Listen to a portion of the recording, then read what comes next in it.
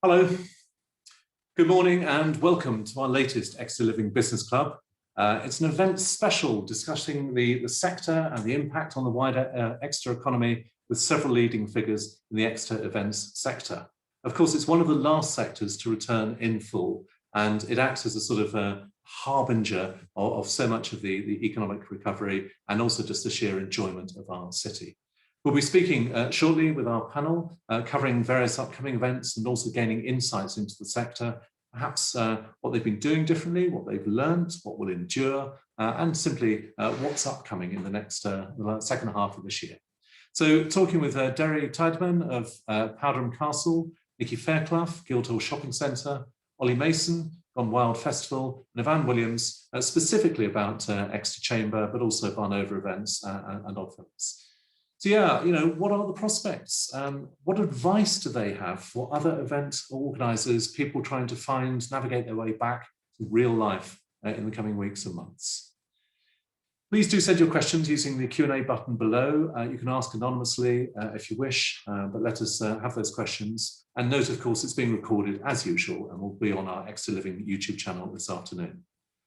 It's also good to see, as a standback point, the wider southwest region is forecasted for strong growth this year. Just this morning, KPMG's UK Economic Outlook found that GDP in the southwest will grow by 5.6% in 2021. A couple of quotes, phenomenal recovery. I mean, KPMG, a fairly august, sensible company, using the words phenomenal recovery to pre-COVID levels expected by the end of this year. Over the last month, one good indicator of this, permanent employment placements have risen at its sharpest level for more than 20 years in the southwest, the wider southwest region, as businesses find a renewed sense of confidence. That's superb to hear. We know that intuitively. We've felt it strongly on Exeter Living. You can feel the surge in confidence through the region and specifically in Exeter. A couple of things, talking about Exeter Living, before we get going. Here's a forthcoming business surgery, which we're running with Investec. We hope it's pretty timely. We're exploring making your money work post-COVID and financial planning insights. It should be a really, really great session, and our thanks to Investec. These Exeter Living business surgeries are their bespoke deep dive sessions, which on the one hand showcase companies' expertise through discussion, but also provide great advice for businesses and sometimes individuals as well. So please talk to us about how you might be involved. Frankly, we can all do with advice after these months, and of course, new business as well.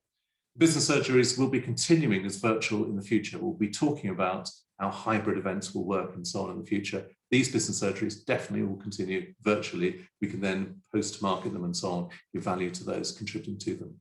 They'll have that enduring value via YouTube. Exeter Living, we are delighted to keep banging the drum about Exeter Living Awards. They're back on September 2nd at the Great Hall, the Uni's Great Hall. The finalists have been announced. If you missed the grand reveal, please do look at on our YouTube channel. It was a lovely moment, and social media inevitably perhaps went wild with excitement. I think that sense of, identifying what's been different and better and how people have navigated this year is a great sense of release of getting out there, which we will all feel on September 2nd at the awards. We'll be announcing full ticketing information shortly.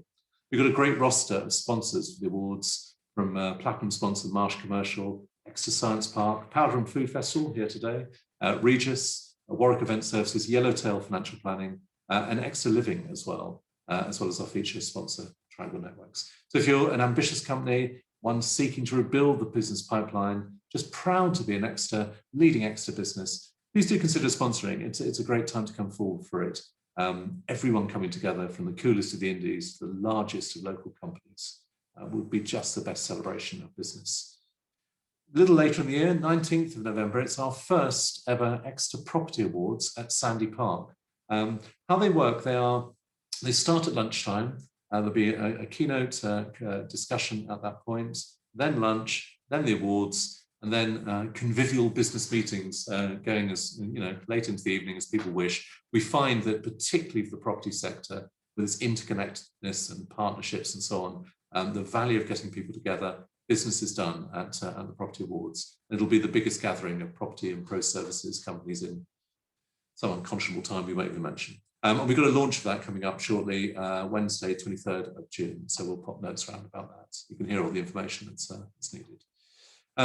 There is one more thing. We want to talk about EntreConf briefly, which is our entrepreneurs event for entrepreneurs throughout the Southwest. Entrepreneurs are just central to this region, new ways of looking at the world, new business models, new services, products, jobs, new opportunities for advisors, investors, financial companies, lawyers, academic institutions, marketing companies, so many more. So we're launching EntreConf, the Entrepreneurs Conference. The future is unwritten. Virtual this year, July 1st, so whatever that is, 3 weeks or so. It's pitched at startups, scale-ups, new businesses, frankly, anyone interested in new business thinking, and that is pretty much all of us after this year, wanting inspiration and practical advice. So please look out for that. It's aiming to give profound insights, valuable inspiration, more partnerships, connecting all parts of the value chain, and celebrating the special contribution of entrepreneurs. Have a look at this also. We're absolutely delighted with the keynotes that we've been able to line up for this. They are truly stellar. We'll get the detail in a sec. So our first keynote is Chris Anderson. There you can see the owner of the world-renowned TED Conferences business, talking about the wisdom that he has had from dozens of inspirational entrepreneurs he's known, plus his own in remarkable entrepreneurial story.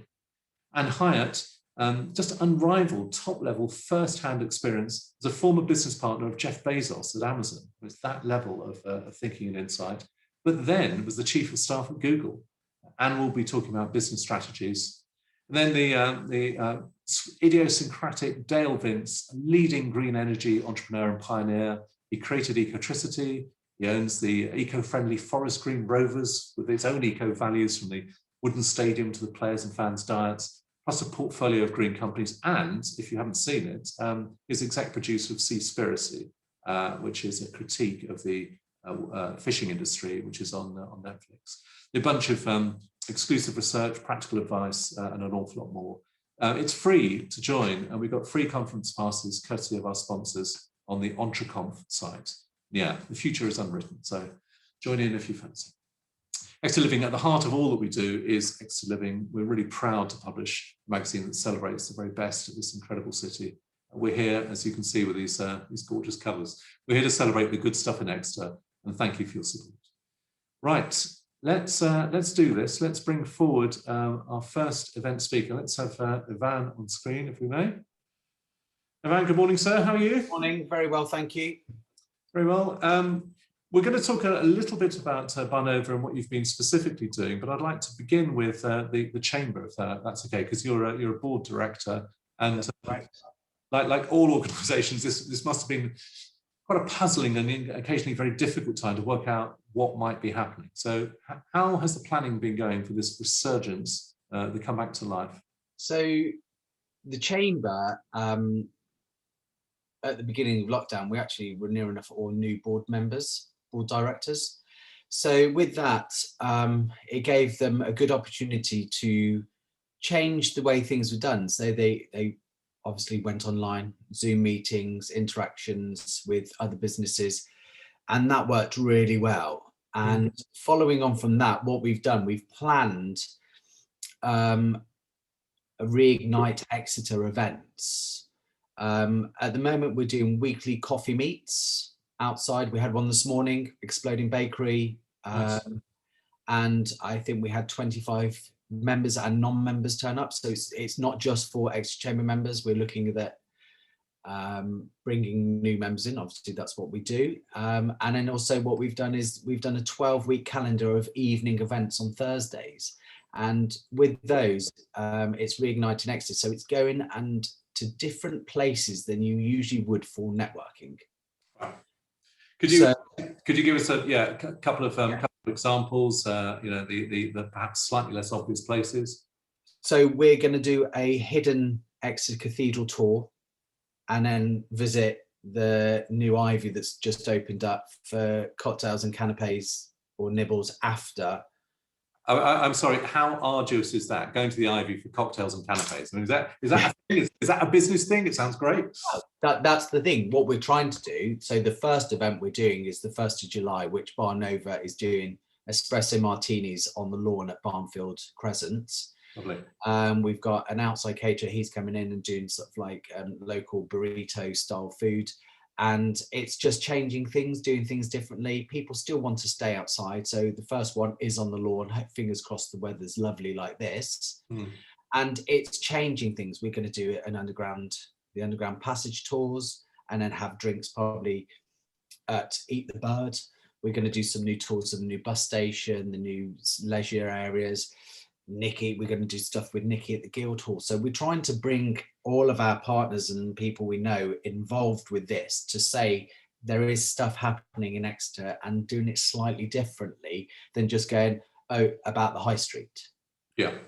And are you finding this, I mean, clearly there's, and we'll talk about this later with the panel, a massive pent-up demand for getting out there face-to-face, et cetera, but also caution from some people about from a safety point or a COVID point of view, or an apprehension, or maybe even psychologically thinking it's just a bit weird getting in front of people. Is that an inhibitor? So what we've done is we've looked at all the establishments. We're looking at trying to have them outside. So essentially, if you are feeling nervous, there's no judgment whether you're wearing your mask or not. It's very much that we want you to come along and feel comfortable. We actually had the first event at Margot on the 17th of May. Yeah, 17th of May. So when we could have more than 6 people, so you could have outside area for 30 people. We had 70 attendees, but what we did, we sessioned them 4 till 5, 5 till 6, 6 till 7. So, and we were saying to people, like, you know, if you're a bit nervous, come to the 6 till 7, because that's actually the quietest time. But also we had enough space that people still could social distance, could still feel comfortable with getting out. And we, you know, as board directors running it, we're all a bit nervous as well, because we're like, oh, do we wear a mask when we're talking to people? Do, you know, it's all those things. And we just felt that we actually made everyone feel comfortable, and we're having a lot of those people come back to the, and more people joining on the new events that we're doing. Events have been, you know, so strong in Exeter, the collaboration, the role of the council. As you may know, we also have similar activities in other cities, in Bristol, Bath and Cardiff.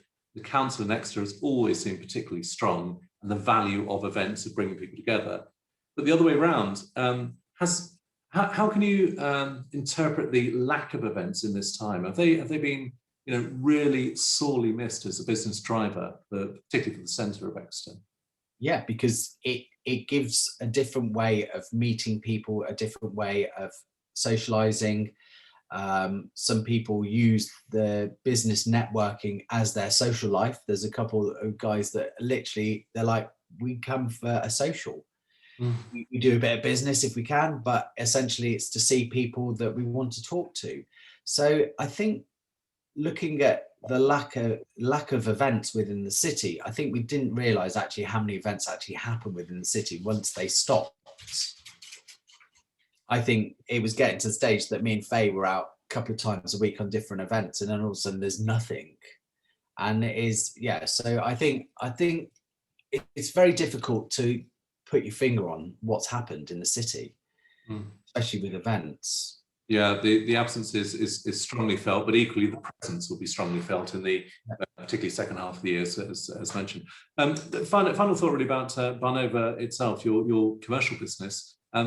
What have you got planned beyond the couple of things you've mentioned so far? For Barnova, well, we're fingers crossed. We're dealing with a tender today. We get either a yay or nay for a 30,000 people event in Plymouth. Wow. For the bar concessions. What we're finding is the work that we've put in for the last 4 or 5 years on doing the events, people are actually recognising us, that we're actually one of the leaders around the southwest area. We're even having inquiries from Buckinghamshire for a concourse vintage car event for 10,000 people. So what we're finding is that there's more events, and Derry will probably touch on this as well as Oli and Nikki, that literally I think events are the new wave of the hospitality industry. I'm actually even going to start speaking to Exeter College about event management, and hopefully do some work with those guys at Exeter College. I haven't spoken to them yet, but they're all been talking about events. And it's a big area that in the hospitality industry you need training on. Events are the new wave for the hospitality industry. I think we'd all chime with that, including our own company. Events are very important for us. We wish you all the best, all our panelists. And just one observation back to you. I think one of the things this pandemic has brought out is that people's reputation built over a long period of time, everyone gets the reputation they deserve. And if yours has, of course, been strong and building in recent years, it's unsurprising you have the opportunity for larger scale tenders and lots of interest you may not have realised otherwise. Good to you, and best wishes to the Chamber as well in this recovery time. Thanks. Cheers, Van. Thank you. Let's have Derry come forward to talk about Powderham. And good morning. How are you doing? Good, thank you. I will. I'll warn you now. I'm home with the children today, so forgive the background noise. Yeah, it was either going to be a child or a dog, so get the full set with one of the other speakers. But so Derry, you've very much led the heritage business at Powderham Castle. Just perhaps for those who may not know, an advocate for businesses that are led by strong social values, and so it's both a sort of popular culture-rich tourist destination, but it's got educational days out and establishing the venue as a commercial place and so on. In brief, looking back, because we mainly want to look forward, how did Powderham seek to adapt during the pandemic? Yeah, it was interesting. It's been quite a funny couple of months at the start of this year. Looking back at last year, I think probably as all the other speakers will tell you, when we were in it, we were just in it. We were blinkered. We were, it was all focusing on trying to get ahead. Looking back and sort of readying myself for this, I found a really interesting article from Eventopedia that I was going to raise that I think sums up Powderham really nicely. And that it was reported in the summer last year that Powderham was one of the largest losses of a single venue in across the nation, certainly outside of London. Sorry, why are you sharing this? That sounds terrible. It does sound terrible. The reason I'm sharing it is, the reported figure was that over just a couple of months, Powderham lost, or the loss of earnings from no events at Powderham resulted in a nearly £3 million loss for the Exeter area. The reason I share it is because only 15% of that was lost by Powderham. The rest of that is other people, and it's nice to be joined by so many of them. But it's suppliers, it's the network that exists to support the events industry that became so apparent to us. People like Stagecoach, GWR, the taxi firms, the local B&Bs, the hotels, campsites, restaurants. It's one of the remarkable things about Powderham that it in theory an events business shouldn't work there. We're right out in the middle of nowhere. We're in a green field right next to the river, surrounded by nothing. And so over the last decade, I suppose, there's been a real kind of infrastructure boom of companies learning how to adapt to suddenly having 25,000 visitors flooding the area, and having to turn these very rural bus routes into major transport operations and all the rest of it. And so I think it's one of the big things that I want to highlight early on is that couldn't do this without that network. It's both ways around. It's the strength of the network allowing it, but it's the strength of Powderham also enabling that network to going forwards to prosper. And that point, your figure of 15%, in other words, 6 to 7 times the GVA, the gross value add to the area of Powderham, and of course other venues, and others may have a different ratio, but essentially that halo effect of events is much higher than in, frankly, almost any other sector. I would have thought. Most businesses are the narrow but deep. Yours has got that aspect ratio which is much wider. Tell us about your events and what you've coming up. How that second half of the year looks for you in Powderham. It's still tentative, I'll say that much. We've got a couple of incredible events, and it's really great that we're joined today by Oli of Gone Wild. And we're feeling really positive, really strong about delivering that one. Other ones are slightly more on the edge. The remarkable thing has been working really closely with each organizer and saying, okay, at what level can this go ahead? You know, under which tier would this work? Under, you know, could this be done under lockdown? All of those different factors that suddenly are now being considered. And, you know, event management 2 years ago was complicated enough without having to have 4 contingency plans for every single activity. But we're really confident. Like I say, we've got the incredible Gone Wild inaugural festival, which is going to be fantastic. I'll let Oli speak more on that. Yeah. Fingers crossed for Let's Rock in a couple of weeks' time. That's the one that's most on the edge. But again, with most of our events now, we're just always working with an ideal date in mind and a backup date. So everything's got a backup date. So to talk a little bit about Let's Rock in terms of the potential attendee. I know this is very live, and I'm sure you're scrutinising every syllable from Matt Hancock and Johnson and Sunak and whatever. But what's the current plan, and what might be the backup plan? So the current plan is Let's Rock is due to take place on the 3rd of July. So technically we should be out, I think, at the moment. As you say, watching very closely yesterday, this 2-week extension. Remarkably, they've got 18,000 tickets sold. Again, incredible piece of infrastructure at Powderham in that, working to the 50% of a arena capacity, we could still deliver something of that scale. The site that they're booked in has a safe capacity of up to 40,000. So we could still deliver it in theory. Obviously, there will be things we're not sure yet. Is the simple answer in terms of what we'll be expecting in terms of testing in advance, what we'll be expecting in terms of face masks. There'll certainly be social distancing restrictions in place at the very least. But mostly what we're seeing is just the sites are getting all the more bigger.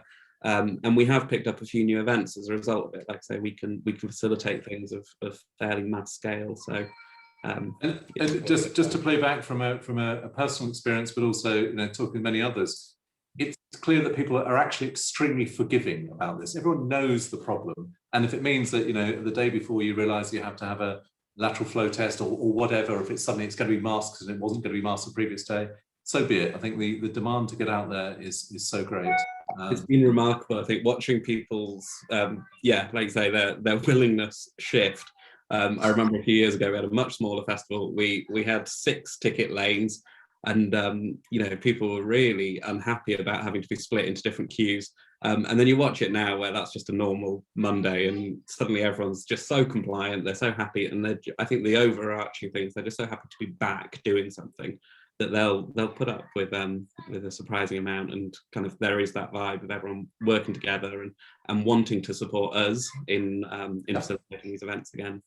Yeah, it's that old Joni Mitchell line, you don't know what you've got till it's gone, and the absence of events, yours, others, has been so strongly felt. Derry, thank you for now. We'll bring you back in a sec on the panel session as well. You mentioned Oli Mason, Chief Exec and founder of the Gone Wild Festival. So let's have Oli come forward. A new festival at Powderham, 26th to 29th of August with Bear Grylls. Tell us a little bit, for those who don't know, what Gone Wild is. So what Gone Wild is basically, it's a family-friendly, adventure-based festival. And what we're trying to do is remove the go to a festival, drink 15 pints, have your face blown off by music.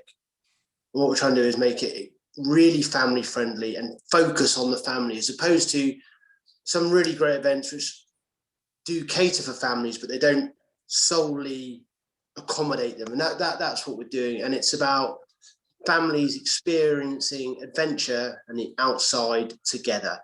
So a typical day, we wake up, you go and do a fun workout, swim in the lake, go and learn some cool survival skills, throw an axe, do some archery, go climbing, go around the assault course. This is running all day. And then in the evening, have like your reward, couple of beers, and then go and watch some great entertainment. And that's the idea. And it's about getting families experiencing, basically using the outdoors as their gym, their restaurant, their theatre. And we're really lucky that Bear's involved. and he's a strong advocate of this. And we've partnered with Nature Valley, and we've just partnered with Fat Face as well. So yeah, it's really exciting, and we're looking forward to moving into Powderham in August. And very roughly, do you have a sense of scale? I mean, how many might attend?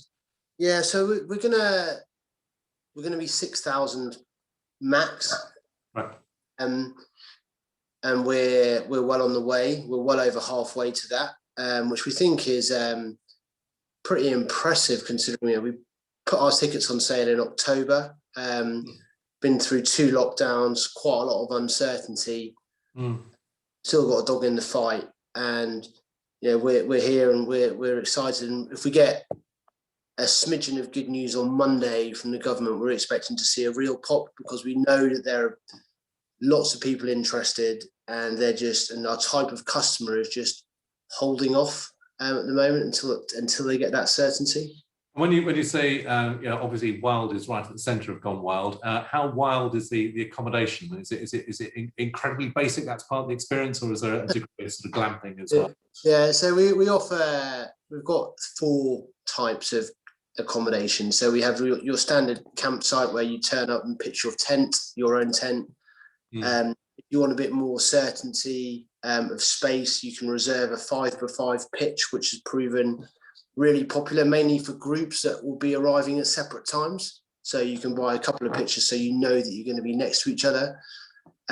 We have motorhomes, which we've seen a real surge in recently, actually, and we're almost sold out of motorhome spaces. The ones with power sold out months ago. And then we have if you're feeling it like you want a slightly more luxurious experience, again, we've sold lots and lots of yurts. So that's our 4 camping offerings.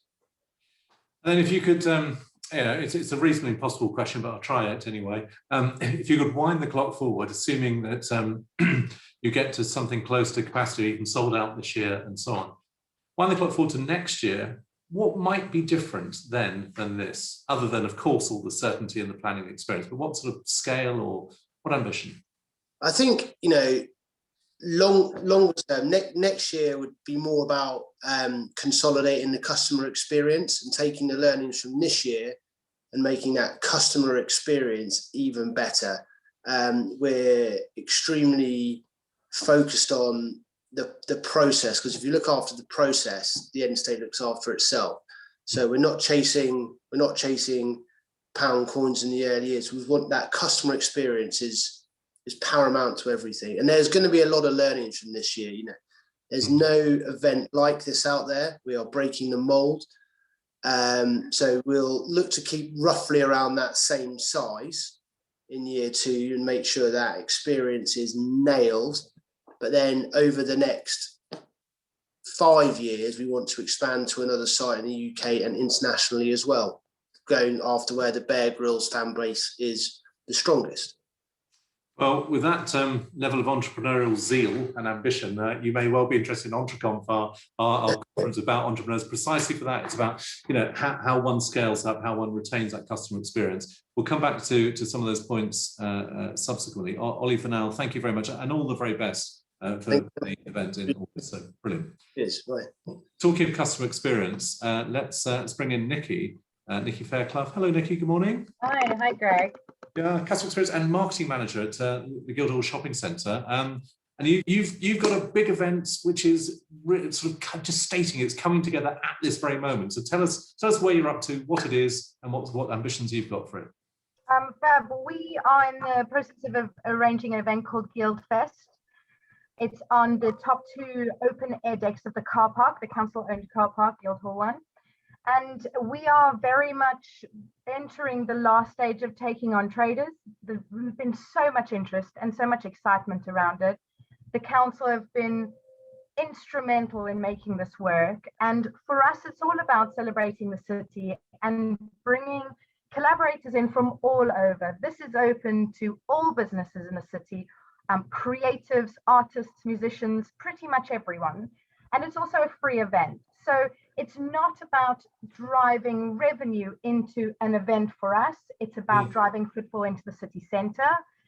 It's about bringing people in who have perhaps taken some time away from it to reconnect with the brands and re-identify with what we have, and also perhaps connect with some new brands that they didn't know, because Exeter and Devon is just an absolute hive for creativity when it comes to produce. I really think internationally, it's just, it must be recognized for the amazing brands, from cheese to cider to vodkas and gins and everything. It's incredible. And being a foreigner, also I'm South African born, it's just fantastic to see such a like incredibly rich area of products and brands and creativity and artists and music. I'd just like to play that back to you from our own perspective with Exeter Living. It's one of the reasons why we so enjoy publishing the magazine, running the event, is just the sheer amount of clever creativity in the broader sense. So, for example, when our teams go through all the Exeter Living Awards nominations, and you think, I've never heard of that company. You start reading, you think, wow, this is really spectacular. And there's some great businesses out there, almost pandemic notwithstanding, maybe some even prompted by the pandemic. So to give us a bit more detail. So what will this look like? I mean, if it's on rooftops, physically, how's that going to work? Well, it's on the top two car decks. So the Guildhall car park is absolutely beautiful in its location, and such a pity that it's only the cars that really get to enjoy the views. It has views up into Queen Street, so the historical buildings at quite a high level that you don't often get to see.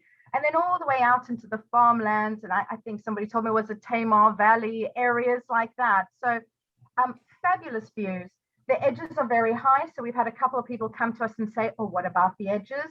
If you can jump over a 1.8 meter edge, then I think you're pretty good already there. And lots of fantastic brands from around the area who will be out there in the open, so not so much of a worry about enclosed spaces.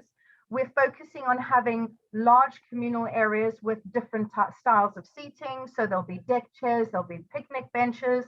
It's very family, pet orientated. So you can bring your whole family down, come and enjoy the local produce, some great local food, and listen to local musicians and see local artists and great on-site brands, and just kind of be in the city centre and enjoy it for what it is. And if you hark that this is going to be an extraordinary success, because it is, but we'll come to that in a moment. This idea of sort of creative reimagining of what is fundamentally a car park, could you imagine that might recur? This is the first of an annual event or whatever. And how does that work in terms of the car parking capacity that is then lost for that time? I think that what we're having to do as retail and hospitality in the city centre is we're having to reimagine ourselves a little bit and create much more intense quality-based experiences for people. So it means they're taking areas that they're not disused, but they're underutilized, and turning them into something really special is really going to open it up for other brands in the city centre who perhaps look at a street and go, well, do you know what, closing the street is worth it for the day. Let's go out there, make an event of it, and actually throw everything at it. From a capacity point of view, it's important for the city and part of the city's agenda to try and push people using cars into the peripheral car parks on the outer side, but because we've got such great transport links anyway, so it works well. There will still be car parking in the first and second floor of the car parking deck, and Harlequins is still in operation for the period, so there's still parking there. But also, we've got lots of bike racks on site. Co-cars have got great coverage in the area, and we just want to encourage people to come by foot, by bike, by car, by bus, and come and enjoy the weather. Have a drink. Don't bring your car. Have a drink. Bring your dog. Have a drink with your dog. You're such an advocate. It's amazing. So, do you think this is going to recur? Is there sort of a provisional date for next year already set, or is this like do it once, see what we get to? I think that us, along with the Exeter City Council, are very keen to have events like this reoccurring. If this event works well for us, then we're going to start to look towards a evening cinema offering where we take just the top deck and then offer beautiful views while watching great cinema or even musicians, etc. So if it works this year, which we're pretty much there or thereabouts, we're definitely going to be using this a lot more in the coming years, in the coming months even, to just cram great value entertainment in there. You've touched on this point already. There's so for retail, or much of retail, there's been two things. One is a sort of systemic underlying change of how we're each using retail, high street, whatever, and two, of course, COVID and the huge limitations. So going forwards, how important is the experiential side, the sense of exploring and using our cities as destinations, which of course has benefit to retail? Is that, where on your agenda is that? I think it's virtually the top. The thing about cities is that we in the Southwest, and especially Exeter, have reconnected with rural so well during lockdown, and that's amazing, and that's important for our well-being. But it's about taking the city centre and creating pockets of rural in the urban atmosphere. And it's about green walling. And I know that the Exeter team has been incredible with planting up flower beds and encouraging brands to be a little bit more, in touch with, ruralization and stuff like that. And it is important for us. And it's important to bring a little bit of that in and soften the edges of retail and hospitality and say, we're all in this together. We've done it together. And we're a city. We're not just the sum of our parts. We are a huge city together going through something. So definitely, it is important to make the experience so much better and to do so much better when it comes to offering a service. Well, you've very adeptly touched on at least three of the points which we found with Exeter Living in this time. One is that the lockdown makes everything local. We've all explored and understood and perhaps appreciated our cities in a very different way because we've sort of had to, but it's opened our eyes about the city. Two is collaboration, and that's, it's right at the heart of the offering that you have now. You are an aggregate of lots of organisations coming together. But three is that creative pivoting, seeing the same object from a different perspective and thinking, okay, we can do. Where did the idea come from, by the way? I think it came from a little bit of internal musing. Where we are situated in the shopping centre, we look out onto the car park deck. And I've often gone out there during periods of really busy times here and looked at it and thought, it's such a great space.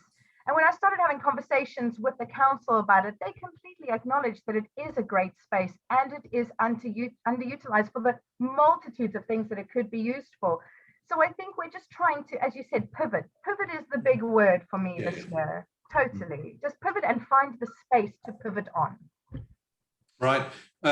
Thank you for that. That's sort of tremendous energy burst. And as with the others, we completely wish you all the best, and we'll be banging the drum from Exeter Living's point of view, of course, to help you bring forward that success. Let's bring back our other panelists. And you're neatly, thank you, welcome again. You're neatly pretty much all saying much the same thing about the underlying importance of events, but also what shines through from you each is the sheer determination to get on with it. For all that said, it must be hard, this contingent point, that even now we don't know what's going to happen on June 14th in terms of the announcement, let alone 21st or even 2 weeks later. How have you found that planning process? Have you found it instructive because you've had to go deeper about what you do, or just bloody frustrating because you can't get on and do things without certainty? Talk about the planning side. I think I'll go on, Oli. Sorry, I think for Gone Wild, COVID has been our annoying little brother from the start, really, because we only launched in October, so we had all of last year, raising the finances and then planning, for a COVID scenario, which is where we've got to in terms of the actual space that we're taking at Powderham. And if you look at our footprint within Powderham, you'd probably be looking at thinking that there's almost a 60,000 capacity show going in there. But it's not, it's 6,000. We're taking almost all of it. It's us and the deer. because of space. And when you start adding activities in, we need it in terms of extra queuing, bars need a bigger frontage for the space.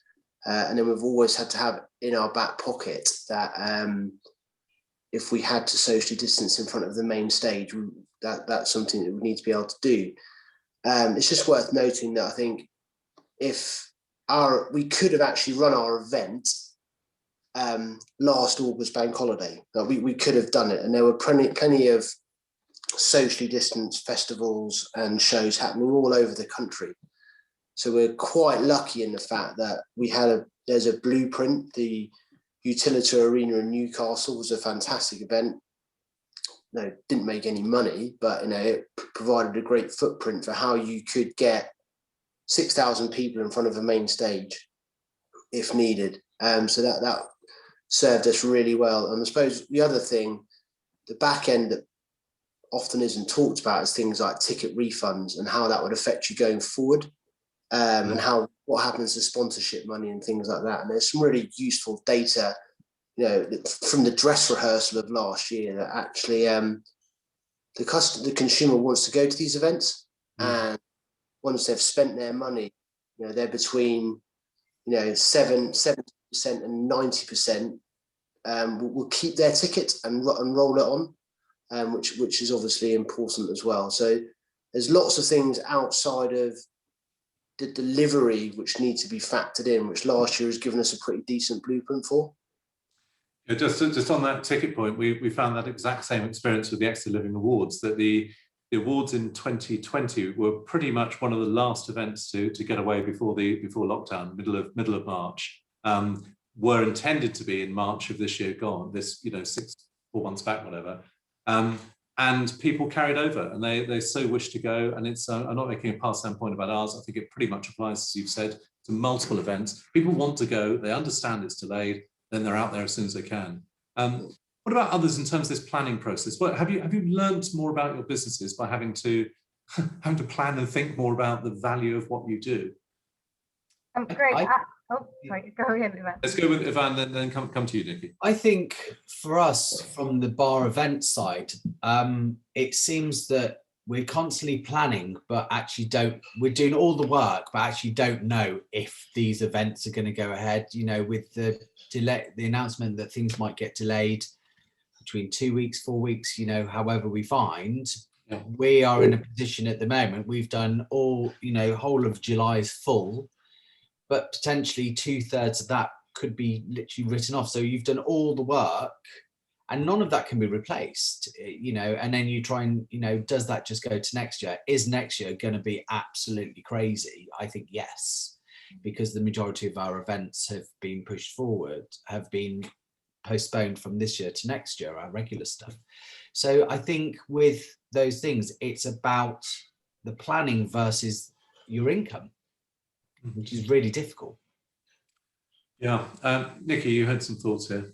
Yeah, I was just going to say that the thing about I think that's brought something special to all of our events, especially the first time events. So just like Go Wild and ourselves, is that because of the reduced amount of people, it's almost like a bit of a training field for now. So you're looking at it from another point of view where you're enhancing the experience, and we also have a capacity which means it's a much more comfortable capacity than what a normal food and drink type festival would be.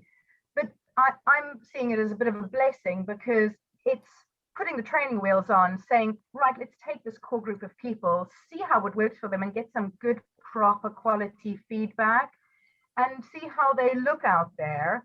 And if next year it means that there's a little bit more space, it kind of helps. The biggest issues we are having right now with our events is more with the kind of national issues like staffing. A lot of our brands are very keen to come on board, but staffing is a huge issue. So they're roping their grannies, their uncles, their children in to come and staff these stands because there is just no staff. And that's the biggest thing. It's the way it's affecting us, really. Yeah, the hospitality, and I know this clearly crosses into hospitality. Hospitality has made that very clear, at least in the near term, whilst furlough is still in place. that's an inhibitor for some people to take those jobs. There is, without talking too much about the politics of it, maybe the Brexit element as well, which makes it more complicated. But what you're each expressing is a sort of an ability to drive on regardless. There's problems in your way, but you're going to get through them. It's almost like one of those Rorschach tests of personality. When you see a blank sheet of paper, I'm terrified because there's nothing there, or alternatively you're excited because it could be anything. Oli, did you? Can I just add to that? I think the events, one of the benefits we had was that we're used to contingency planning. It's a normal part of any event. Management plan is kind of, what would you do if suddenly there was a crazy electrical storm in the middle of summer, and you have to have a whole plan and stuff. One of the last real meetings I was at was with the Safety Advisory Group in March last year, before we all knew what was coming. And it was kind of as a group, they were asking our organisers, well, what would you do if this became a big thing? Say suddenly someone got ill at your festival and stuff. And, if we'd known then what was coming, geez. But yeah, I think the events industry is incredibly versatile anyway. Just again, Nikki, hearing what you're saying and putting a festival in a car park and stuff, that it's a team of people used to pushing the boundaries and trying to work interesting things out. And the sort of crazy resilience which is being expressed here. I want to come on to sort of an underlying deeper point here, that it's been expressed and it's perhaps much wished that there's been a shift to more perhaps thoughtful collective values. Do you think that to the extent that that is true, that it will endure? And if so, how might it actually benefit what you're each doing? For us in Gone Wild, one thing COVID did last year, 100%, was it encouraged families to spend more time together in the outdoors. And it was great to see so many of them getting on their bikes or going to the beach or going up to Holden Forest. And that has, in a way, it's played into our hands, really, in that respect, that it's reinforced that family unit. It's got people away from their phones a bit more, and people working from home realise that there's actually a little bit more to life, and we've tapped into that, which has been a positive thing for us. What about anyone else want to come in on that point about the sort of societal values shifting and whether that will endure? I'll jump in on that one. I think it's, from a shopping centre, it's a little bit tricky to be conscious of commercialism and consumerism and things like that. But for us, it's also important to, and for our brands, to be conscious of the environment. And I think the most amazing thing that's come out of COVID is that everybody has really stopped and taken note of what it means to stop consuming and to stop generating stuff that is not necessarily needed. So more focused and conscious consumerism is always going to be something that's an agenda we need to drive. And COVID has just absolutely pushed that forward, and about creating green spaces in city centres, spaces for people to feel safe and connected with the environment. So for us, that's what we're taking from it, and we're very happy with that. We're coming towards the end of this, about 10 minutes or so, but I'll ask you in a moment about advice, either the best advice you've been given about events in these times, or advice you would give for others watching this now and then something on YouTube. But prior to then, talk about the, not quite your areas, because these are much more sort of indoor events, but there's been a massive growth in hybrid events, which are both real life but also digital. You as professional people in the Exeter area and so on, do you see that as something which will endure, or are we going to diverge to it's either wholly real life or wholly virtual? I hope not. I don't like them. We're pack animals, aren't we? And while it's great because it saves a bit of time, I think people like being in a room together, and what the Barnova team are doing by creating these events all around Exeter, albeit outdoors. I think that's really what people want. It'd be a real shame if there was a significant shift to digital and / virtual events. They have their place, but we want to be with people, in a room or outside talking and having a drink and having a laugh. You know, screens are great and they serve a purpose. And this is my personal view, but that's what I would like to see. And I think also things like home working are great, but I do think, you know, there's going to be, over time, I think we'll migrate back to offices and have a work environment, which that's me personally, from an ex-military person. One of the things I have is not being around people all the time. So that's my personal view. I suspect the pitch is probably slightly more on the B2B and the sort of conferencey end, or business meeting type of end, that if you can marry both the direct personal experience, which we all want, that FaceTime of actually being able to discuss, interpret, read, whatever, but with the potential reach as well that other events might give. I mean, maybe Yvan, from a slightly broader chamber point of view, where do you think that hybrid model might exist in some of your comms and meetings and so on and events? So I think I was talking to a friend of mine who's a professor at the university, and he does filming. And one of the things that came out of this was that he could have top professional videographers or this, that usually they would be trying to pay or invite to the university to do a talk, and end up having to put them up for 5 days accommodation, cost about £8,000 to fly them over from America and accommodate them. And this, whereas what they felt is that they've had access to a lot more people that they wouldn't usually have access to due to budget restrictions and this and that. So what they've done is that they found that they could have their classes have a face-to-face via Zoom meeting with certain people specializing in certain areas of filming. And I think what's going to happen with that, you're going to have those specialist meetings that will be done online. And we found that already through the chamber. There's certain things that meet, you know, Ben Bradshaw and this and that. I think most of those will end up being more online. And then, but then when there is face-to-face meetings, it's more about celebrating business rather than trying to find who your next client is. So it will become a bit more sociable rather than it being a full-on networking. It'll be a bit more casual.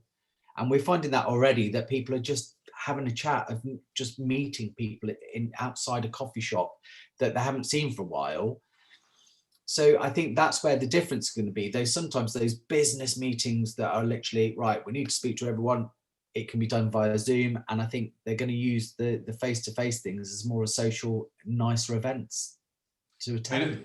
I think that point about the efficiency and reach is interesting, that, you know, an international speaker, and we've got this exact same experience with Entrecom, for them to give up, you know, to actually be there in person, the time it takes, let alone the cost, and they're not going to commit to that. Whereas they're committing to half an hour or something at a time zone that suits them. Happy days. So who knows how it's all going to evolve, but physical events absolutely need to be physical. Yeah, exactly. I think it's going to be such a mix of things, that there'll be things that you just go, oh yeah, you know, you're meeting with your staff, or this might be done on Zoom instead of having to go to the pub or something like that. But then we're all going to go and have a game of rounders or something in a park next to the double locks, because that's the social thing. But we're not going to mix. I think there's going to be a very definitive line between social and business, more so than it ever has been, because people personally feel with their social time it's important. They realized actually how much they were losing during COVID, because they've spent the time with the family or their loved ones or their friends. So I think there's going to be a real definitive line between the business and the social element of events, and just how you conduct your business. When you each look back over this extraordinary period, what might you have done differently, knowing what you know now? I think you have to be brave. That's my opinion. You've got to be brave. Yeah. And you know, we didn't know what was happening, so that was one thing. But to moving forward, I think it's important for everyone to be more brave and more connected. Do you wish you'd been braver, Derry or Yvan? Or I think we have. You know, pushing forward. I think also we've had a few more opportunities pass our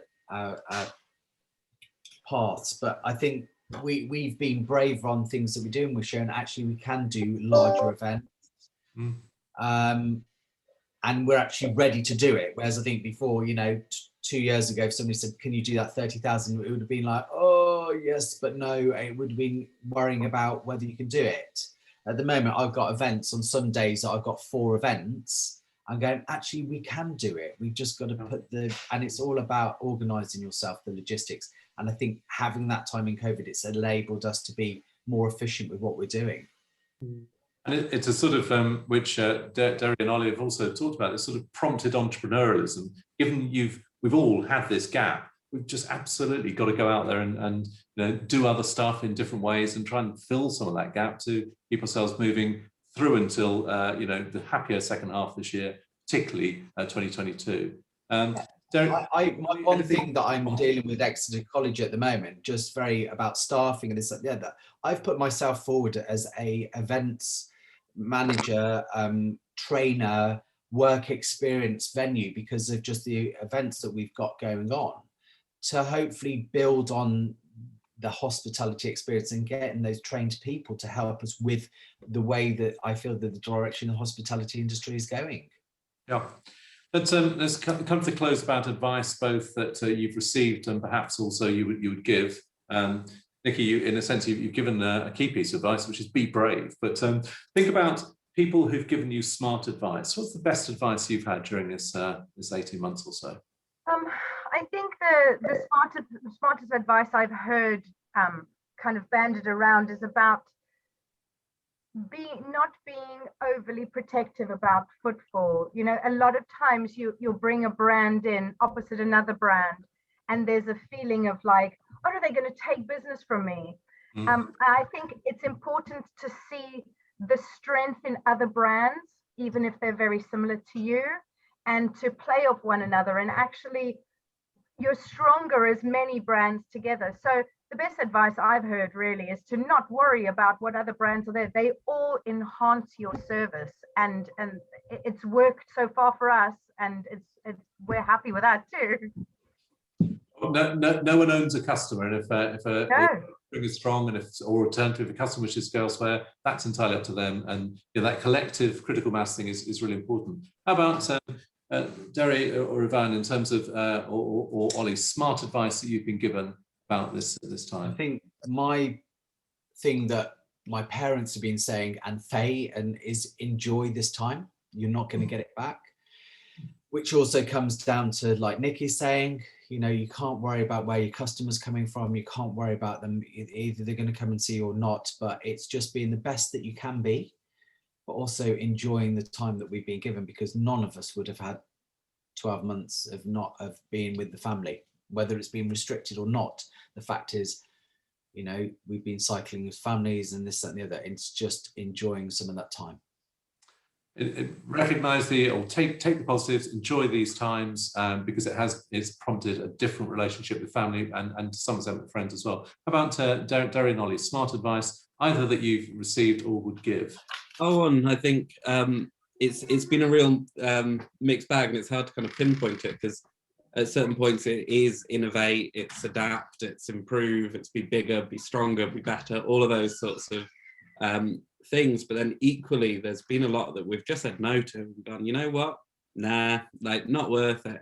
And that was one of the major shifts in our whole business, was taking, and I guess it is braver in a way, of saying, you know what, yes, that's the way we've always done it, but how about not doing it that way anymore, and seeing what else we could do. And that was probably one of the best things. So I think it's kind of just be a little bit, but also be realistic. And that's the one bit of advice I'd give someone, is just be realistic. There's so much that could happen. You do need to plan for that. Yes, it's lovely to kind of think we can, you know, just go out there and take it all on and make a big change. But it's have those levels and have those different ideas, and know that you can still deliver it even if something comes up. So be realistic, be confident, be brave, and please keep a close watch on what the government is saying. Do your best, I think, is my Any closing thoughts from you, Oli, in this area of advice? I just think when it comes to events, you can get really creative really quickly, and almost get carried away, and that's fantastic, and that's why people work in this industry and they love it. But something that I've always taken from the military, which we had to be really careful of last year, it's just, and I said it earlier, it's just process. Focus on the process, go through it, do your analysis, and the end state will take care of itself. The moment you focus on the end state and take it off the process, you're screwed. So that is what, and that's not very glamorous or sexy advice, but that's why there's been many hours sat in front of a laptop and various meetings when we want to be. It's not all hanging out with Kaiser Chiefs and Razorlight. That's the very, very last thing. We've got to get everything right first before we get there to August Bank holiday. I think that's very smart advice, and it's echoed throughout every single event organizer, but particularly if they're in larger organizations with people who don't quite get what it's like to run events in these times. It's contingent, it's planning, it's hope, it's confidence, it's many things, but it has to be structured.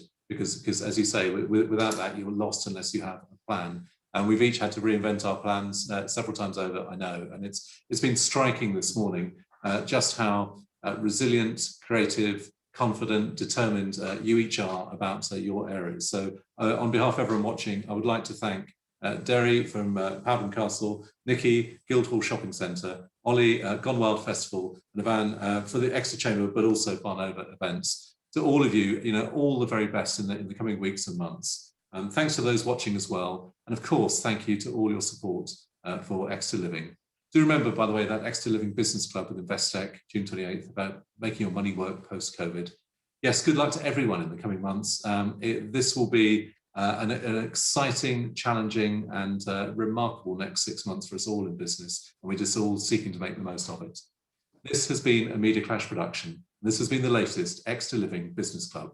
Exeter together, always. Thank you.